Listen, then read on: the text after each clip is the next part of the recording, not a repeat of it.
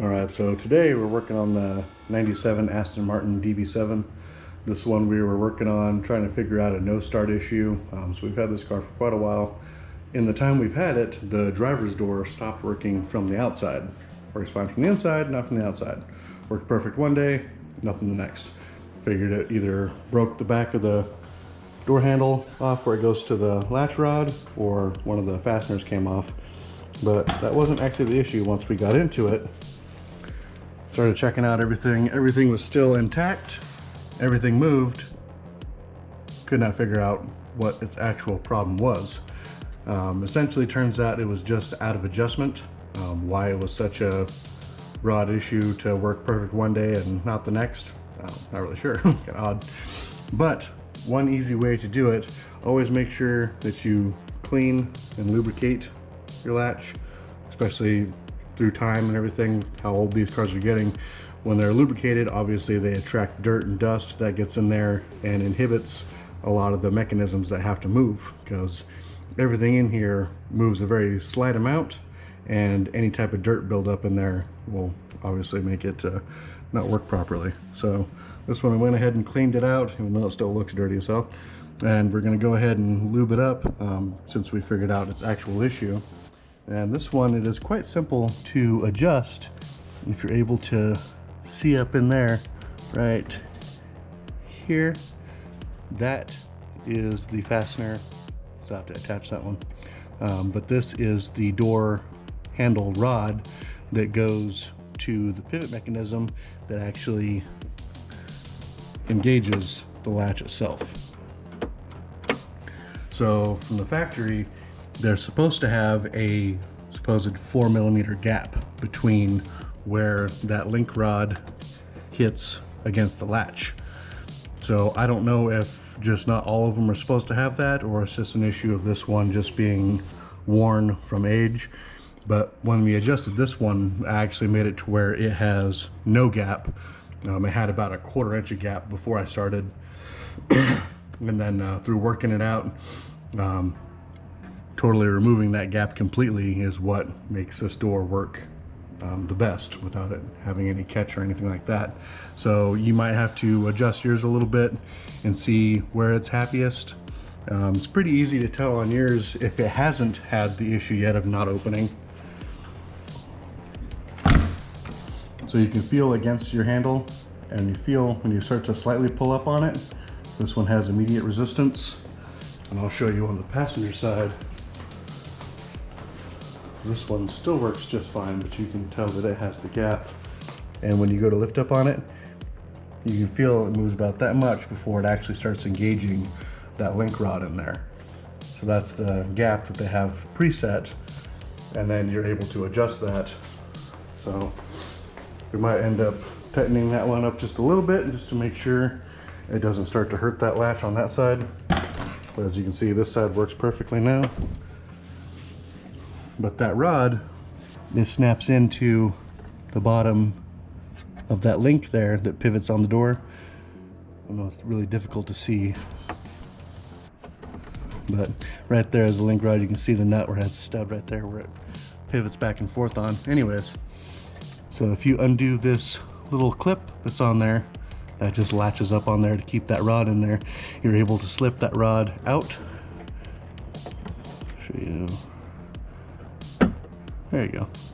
You can pull that rod out, and then where it goes up to the handle, which you cannot see because of all the window run stuff, but it has a big nylon clip that attaches at the back of the door handle, and that is threaded. So you can actually thread this rod in and out, and then that in turn changes the amount of gap you have preset against that bar going against the latch.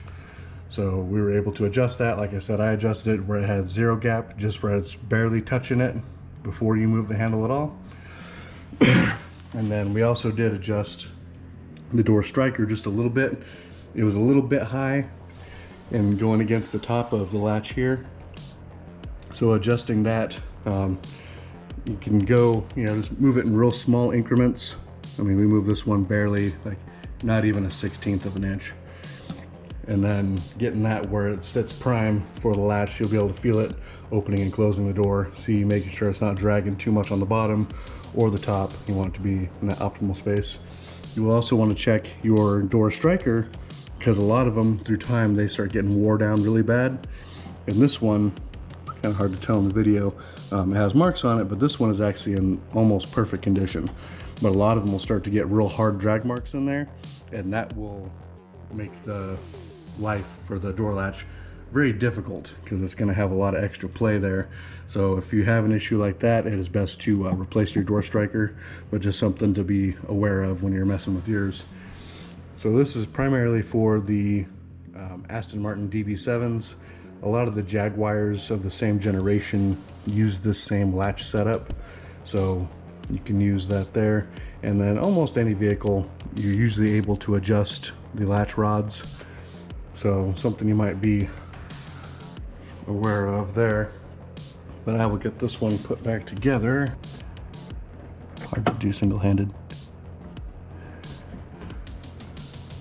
There we go. And then afterwards, you can get this little thing right there, and it just snaps back up pretty firmly. There we go. And then make sure that you don't break it, because unfortunately a lot of these getting older, those break quite often. But this one is actually in surprisingly good shape.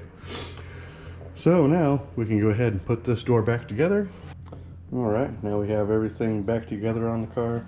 Door latch is adjusted properly. We tested that before we put the panel back on. I'll show it now. Got our striker adjusted, and the big part. Oh, it's so nice. See it again. Oh, nice sound. Alright. Well, hopefully that helps you if you have any issues with your Aston Martin or Jaguar doors no longer wanting to open from the outside. If you have any questions or comments, go ahead and put them in there, and we'll see what we can do to help you out. Hope this helps. Thanks for watching. Bye. Alright, so if you're going to be adjusting the door latch on yours, the first thing you're going to end up having to do is to remove the interior door panel. These ones are actually fairly simple to do.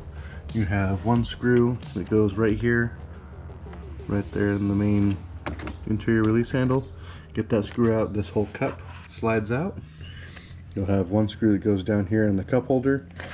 Top of this one is an Allen, but it actually goes through. So if you feel your hand up in here, there is a nut right there that screw actually goes into, and there's just a frame part of the door that sticks out that those go through. So you have to undo that nut, do that, pull that screw out completely, and then there will be 3 large Phillips screws on the bottom side of the door panel. So once you have those undone, have that one out, this little cup pulls out, and then pull off this cup. You will then be able to lightly pry the door panel outwards at the bottom. There'll be a few clips that snap in to the door and the panel that keep it on there. You'll want to bring it out just a little bit once those clips are released, and then the whole door panel is going to slide up. So it only slides up about, an inch or so. And this whole seal here, the whole interior window run, kind of hard to see right there, that all stays on the door. Door panel comes away with it. So when you're going to put this back together, you do have to use some of the plastic interior panel tools to get that line back up, so it's not trying to get caught in underneath the door panel. So you should be able to see a good crisp line of it once it's all back together. And this one does have one electrical connection for the mirror switch. That just unplugs right from the bottom. Just make sure you plug that back in, obviously when the door panel is going back on. And very simple on these.